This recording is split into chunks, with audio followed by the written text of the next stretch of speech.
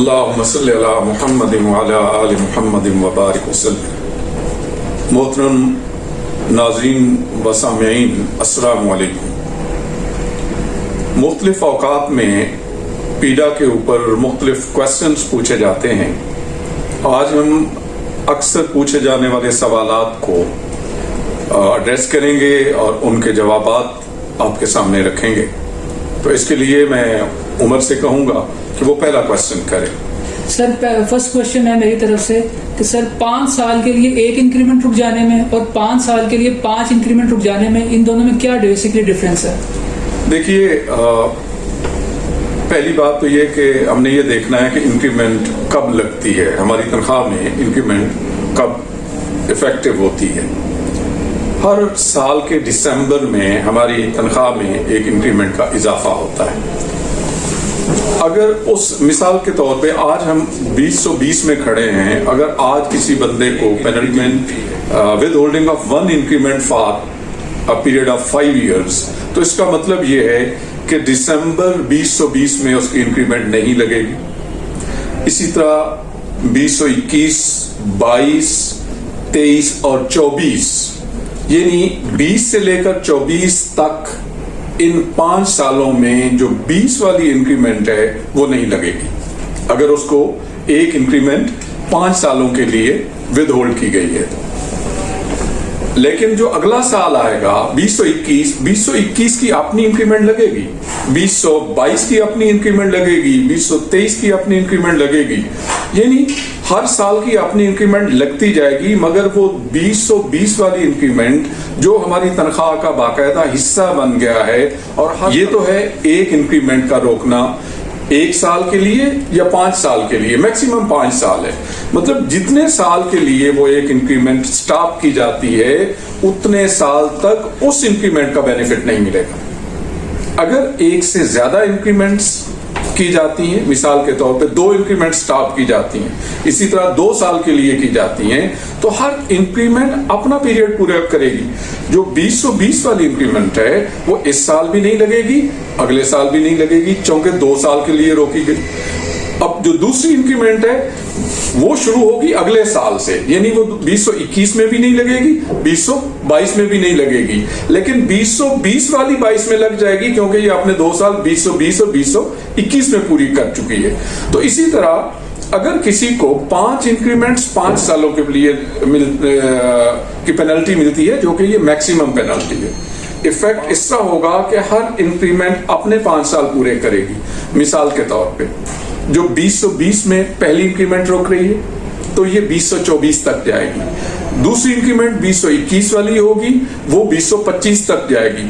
تیسری انکریمنٹ 2022 اور وہ 1 سال آگے. تو اسی طرح ہر انکریمنٹ اپنے 5 سال پورے کرے گی. ان 5 سال کے دوران اس انکریمنٹ کا جو افیکٹ ہے وہ اس کے اوپر آئے گا، انڈیویجول کی تنخواہ کے اوپر اس کو اس کا بینیفٹ نہیں ملے گا. تو یہ ہے، یعنی ایک انکریمنٹ یا 1 سے زیادہ انکریمنٹ، تو ہر انکریمنٹ کو الگ الگ سے دیکھنا ہوگا. جی اگلا کویسچن. سر کویسچن نمبر 2 ہے کہ کیا سروس ضبط ہونے کی صورت میں کسی قسم کا پے سٹیج میں کمی ہوگی یا کوئی مالی نقصان بھی ہوگا؟ سر سروس کا ضبط ہونا یا forfeiture of service, past service, جو میکسیمم 5 سالوں کے لیے ضبط کی جا سکتی ہے، اس کا اثر صرف پینشن کے اوپر ہوتا ہے. یہ لینتھ آف سروس کو ادروائز کسی بھی سٹیج پر کسی بھی بینیفٹ کے لیے افیکٹ نہیں کرتی. مثلا ایک بندے نے ریٹائر ہونا ہے سپرینویشن پہ، تو سپرینویشن پر ریٹائر ہوتے وقت میکسیمم سروس جو پینشن کے لیے ریکوائرڈ ہوتی ہے وہ 30 ایئرس ہے. اگر کسی انڈیویجول کو forfeiture of past service for 2 years ملی ہے تو گویا جب ہم اس کے لیے پینشن کا فارمولا لگا رہے ہوں گے کیلکولیٹ کرنے کا، جو ہے کہ لاسٹ ڈان پے، اس کے بعد لاسٹ ڈان پے انٹو اور multiply by number of qualifying years of service, جو میکسیمم 30 ہونے چاہیے. اگر کسی کے ہیں میکسیمم 30 سے زیادہ والوں کو ہم انکلوڈ نہیں کرتے ہوتے. تو اگر کسی کے 28 ہیں تو وہ 30 کی جگہ 28 لکھا جائے گا، اور اس کے بعد ملٹی پلائی بائی 7/300. تو گویا وہ 2 سال جو forfeiture of service individual को मिली थी वो निकाल दी गई उस 30 में से पेंशन कैलकुलेट करते वक्त। इसी तरह एक बंदा क्वालिफाइंग सर्विस करने के बाद ऑप्शनल रिटायरमेंट लेना चाहता है। मसलन हमें पता है कि 25 साल की सर्विस पर कोई भी गवर्नमेंट एम्प्लॉय अपनी मर्जी से रिटायरमेंट लेने का हक रखता है, जिसको प्री मैच्योर रिटायरमेंट भी आप कह सकते हैं। अब इस सूरत में अगर किसी को 3, 4 या 5 साल की फोरफीचर ऑफ सर्विस मिली है तो यहां पे अब वो रिटायर नहीं हो सकता, उसको ये साल एक्स्ट्रा सर्विस करना होगी। मिसाल के तौर पर 3 साल की उसको फोरफीचर मिली थी, तो जब वो 28 साल की सर्विस कर लेगा तो वो क्वालिफाई करेगा पेंशन के लिए। तो गोया इस सर्विस का ताल्लुक पेंशन के साथ है और फोरफीचर का ताल्लुक पेंशन के साथ है, बाकी की सर्विस के साथ इसका ताल्लुक नहीं है। Next question. सर, 1 माह के जुर्माने में कौन सी पेनल्टी शामिल होगी?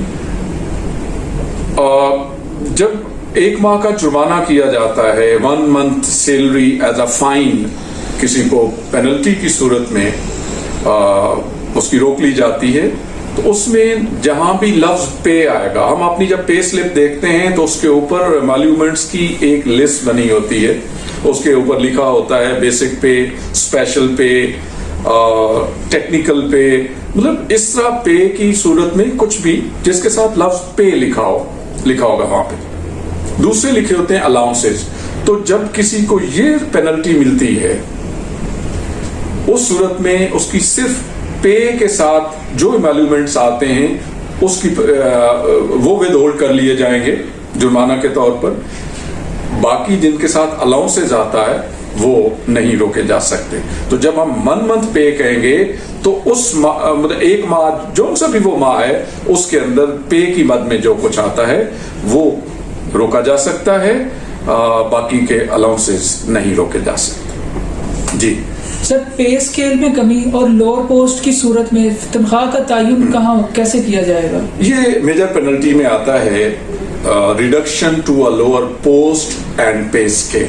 मीन दोनों चीजें इकट्ठी रिड्यूस होती हैं। मिसाल के तौर पे अगर एक इंडिविजुअल BS20 में सेक्रेटरी है तो उसको ये पेनल्टी मिलती है reduction to a lower post and पे स्केल, तो उस सूरत में वो एडिशनल सेक्रेटरी बन जाएगा, चूंकि सेक्रेटरी से नीचे पोस्ट का नाम एडिशनल सेक्रेटरी है, और BS19 में आ जाएगा 20 से 19 में। अब ये तो है वो penalty reduction to lower post and पे स्केल। अब इस सूरत में जो आपका क्वेश्चन है कि क्या सैलरी उसकी वही रहेगी या सैलरी पर भी कोई असर होगा, तो इस सूरत में जो रिड्यूस स्केल है, इसमें रिड्यूस स्केल BS19 जो हमारी एग्जांपल है इसमें BS19 है, तो BS19 की किसी भी स्टेज पर कॉम्पिटेंट अथॉरिटी उसकी सैलरी फिक्स कर सकती है, मगर वो सैलरी उससे ज्यादा नहीं होगी जो 19 स्केल की मैक्सिमम सैलरी है। यानी अगर अथॉरिटी चाहे तो जब वो उसको reduction to lower post and पे स्केल दे रही है तो 19 की मैक्सिमम सैलरी पे उसको फिक्स कर सकती है, और अगर चाहे तो इससे नीचे भी फिक्स कर सकती है। जी नेक्स्ट क्वेश्चन। सर, क्या गवर्नमेंट एम्प्लॉय सिर्फ FIR दर्ज होने के ऊपर मुअत्तल हो जाएगा या सिर्फ FIR दर्ज होने के बाद कोई डिसिप्लिनरी एक्शन का आगाज होगा? सिविल सर्विस रूल्स वॉल्यूम 1 उसका सेक्शन 7.5 ये बताता है, उसका rule civil service rules volume 1 का रूल 7.5 ये बताता है कि अगर अक्यूज के खिलाफ FIR दर्ज हुई है, किसी गवर्नमेंट एम्प्लॉय के खिलाफ FIR दर्ज हुई है तो उसके खिलाफ कोई एक्शन नहीं लिया जाएगा। हाँ, अगर वो अरेस्ट हो गया है तो उसकी इस अरेस्ट के साथ ही वो सस्पेंडेड तस्वर किया जाएगा, और इस दौरान उसकी एक्सटेंशन की कतई कोई जरूरत नहीं होगी। जब तक वो जेल में रहेगा, डिटेंशन में रहेगा, अरेस्ट में रहेगा, वो सस्पेंडेड ही तस्वर किया जाएगा। जी सर, अगर कोई गवर्नमेंट सर्वेंट जेल में है और उसकी मुअत्तली जो है 90 डेज तक आ गई है, उसको एक्सटेंड कैसे किया जाएगा? उसको एक्सटेंड नहीं किया जाएगा। وہ تصور کیا جائے گا وہ سسپینڈڈ ہے, اس کی ایکسٹینشن 90 ڈیز کی جو نارمل حالات میں سسپینشن کی ایکسٹینشن ہوتی ہے وہ اس پر لاگو نہیں ہوگی. سر کیا انکوائری آفیسر انکوائری سے انکار کر سکتا ہے یا ڈی آر انکار کر سکتا ہے؟ انکوائری آفیسر ڈی آر وہ گورنمنٹ ملازم ہیں, ان کے کولیگز بھی ہیں, ان کے سینئرز بھی ہیں, جونیئرز بھی ہیں, اور یہ سارے سوشل ایک ان کا تعلق بھی ہے جہاں پہ دفتری تعلقات ہیں. ان کی آپس میں دشمنی بھی ہو سکتی ہے, ان کی آپس میں دوستی بھی ہو سکتی ہے. تو جب کسی کا گہرا تعلق ہو, وہ گہرا تعلق دشمنی کا, وہ گہرا تعلق دوستی کا, تو وہ معذرت کر سکتا ہے یا کر سکتی ہے کہ میرا اس کے ساتھ اس نوعیت کا تعلق ہے, اگر میں ڈی آر کے طور پہ کام کروں گا یا کروں گی, میں انکوائری آفیسر کے طور پہ کام کروں گا یا کروں گی, تو اس سے انکوائری کی فائنڈنگز پر اثر پڑ سکتا ہے. مثلا کسی کی اگر دشمنی ہے اکیوز کے ساتھ تو وہ ڈیفینیٹلی اکیوز کو بھی ہوگا کہ جی یہ تو مجھے سزا دے کے رہے گا, اور انکوائری آفیسر کو بھی ہوگا کہ جو میں اس کو سزا دوں گا وہ چیلنج ہو جائے گا. تو اس صورت میں چاہے وہ ڈی آر ہے چاہے وہ انکوائری آفیسر ہے, وہ معذرت کر سکتے ہیں. اسی طرح اکیوز کو بھی یہ حق پہنچتا ہے کہ اس انکوائری آفیسر کے ساتھ میرا اچھا تعلق نہیں ہے یا بہت اچھا تعلق ہے, میرا بھائی ہے, میرا والد ہے, کوئی بھی قریبی تعلق ہے, تو اس سے میری انکوائری نہ کروائی جائے, یہ اکیوز بھی کہہ سکتا ہے. اور ان تینوں صورتوں میں جو میں انکوائری آفیسر کی بات کر رہا ہوں, ڈی آر کی بات کر رہا ہوں کہ وہ معذرت کرتے ہیں, یا اکیوز ریکویسٹ کرتا ہے کہ میرے خلاف اس کو ڈی آر نہ رکھیں کیونکہ میرے خلاف میرے ساتھ اس کا یہ قریبی یا دشمنی کا تعلق ہے. تو ان صورتوں میں اتھارٹی کو چاہیے کہ ان کی بات کو غور سے سنیں, اور اگر اتھارٹی یہ سمجھتی ہے کہ یہ غلط کہہ رہے ہیں تو وہ آرڈر کر سکتی ہے. اس صورت میں ان تمام کو اپنی ڈیوٹی اور اپنے جو فرائض ہیں وہ انجام دینا ہوگا. سر کیا personal hearing officer penalty recommend کر سکتا ہے؟ پرسنل ہیئرنگ آفیسر کی یہ ذمہ داری نہیں ہے کہ وہ پینلٹی ریکمینڈ کرے. کیوں کہ اتھارٹی جب خود پرسنل ہیئرنگ نہیں کر رہی ہوتی تو وہ اپنے بیہاف پہ ہیئرنگ آفیسر کو نامینیٹ کرتی ہے. اور ہم نے یہ بات ڈسکس کی تھی کہ اتھارٹی جب سیکرٹری ایڈمنسٹریٹو سیکرٹری اسٹیٹس کی ہوتی ہے, رینک کی ہوتی ہے, یا چیف سیکرٹری رینک کی ہوتی ہے, یا چیف منسٹر, تو ان تین صورتوں میں وہ اپنے بیہاف پہ, یہ تین لوگ اپنے بیہاف پہ کسی اور کو ہیئرنگ آفیسر نامینیٹ کر سکتے ہیں. اب ہیئرنگ آفیسر کا کام یہ ہے کہ جو انکوائری رپورٹ اتھارٹی نے ہیئرنگ آفیسر کو بھیجی ہے, ہیئرنگ آفیسر اس کی ایک سمری تیار کر لے گا. جو کچھ اکیوز نے کہا ہے, کیونکہ اکیوز کو ہیئرنگ آفیسر نے سننا ہے, اکیوز کی تمام باتوں کا ایک خلاصہ, ایک سمری بنا لے گا.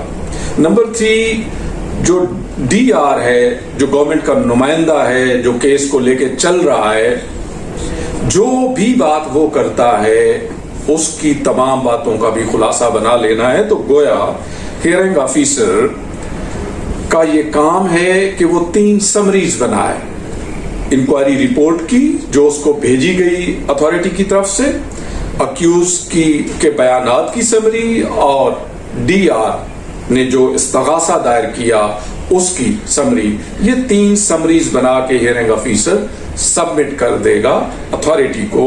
اس سے اتھارٹی کو یہ فائدہ ہوگا کہ وہ جو کتنے صفحوں پہ مشتمل سمری تھی, انکوائری تھی, اس کا خلاصہ آ گیا. ڈی آر نے جو باتیں کہیں اس کی تفصیل میں جانے کی بجائے اس کا خلاصہ, اور اسی طرح اکیوز کی تمام باتوں کا, اس کے دفاع کا پورا خلاصہ. تو یہ 3 خلاصے جو ہیں یہ مختصر صورت میں اتھارٹی کے پاس حقائق لے کے آ جائیں گے, اور اتھارٹی کو آسانی ہوگی اپنا ڈیسیژن کرنے میں.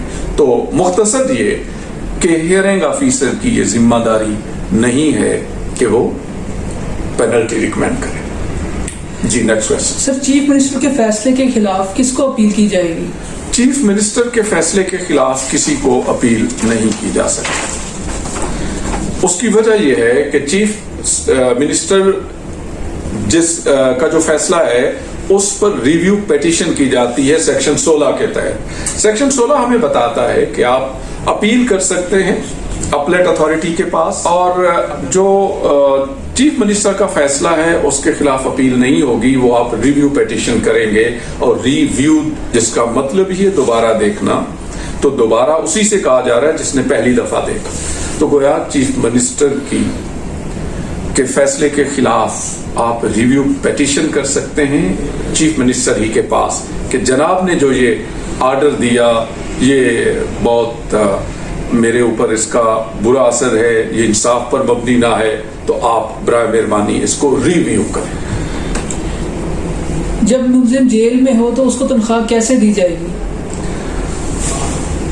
जब मुलजिम जेल में हो यानी डिटेंशन में हो, अरेस्ट में हो, उस वक्त उसकी तनख्वाह का तयन सिविल सर्विस रूल्स वॉल्यूम 1 के रूल 7.2 के तहत किया जाता है। और वो ये कहता है कि वो जितने भी इमोल्यूमेंट्स जेल में जाने से पहले ले रहा था वो आप उसको अदा करेंगे। सर, अगर मुलजिम ट्रायल कोर्ट से जमानत पर रिहा हो जाता है तो अथॉरिटीज के साथ क्या सलूक करेगी? जब अक्यूज किसी भी अदालत से जमानत पर रिहा हो जाता है तो उसके बाद अथॉरिटी उसको रीइंस्टेट इनटू सर्विस करेगी और उसके जो इमोल्यूमेंट्स बनते हैं वो उसको अदा करेगी। और सर, अगर ट्रायल कोर्ट से मुलजिम बाइज्जत बरी हो जाए तो अथॉरिटीज की तनख्वाह और दीगर वाजिबात का तयन कैसे करेगी? जब अदालत उसको बाइज्जत बरी कर दे, उसके खिलाफ पहली सूरत जो हमने डिस्कस की वो जमानत पर थी। अब ये जमानत की बात नहीं, इस क्वेश्चन में ये है कि जब वो आखिरी फैसला अदालत से आए और वो मुलजिम बाइज्जत बरी हो जाए तो उस सूरत में अथॉरिटी दो काम करेगी। एक तो उसको रीइंस्टेट इनटू सर्विस करेगी और दूसरे उसके जितने इमोल्यूमेंट्स बनते हैं वो पूरे के पूरे उसको अदा करेगी। अगर कोई पीछे की सैलरी की एडजस्टमेंट रहती है तो वो एडजस्टमेंट भी करेगी।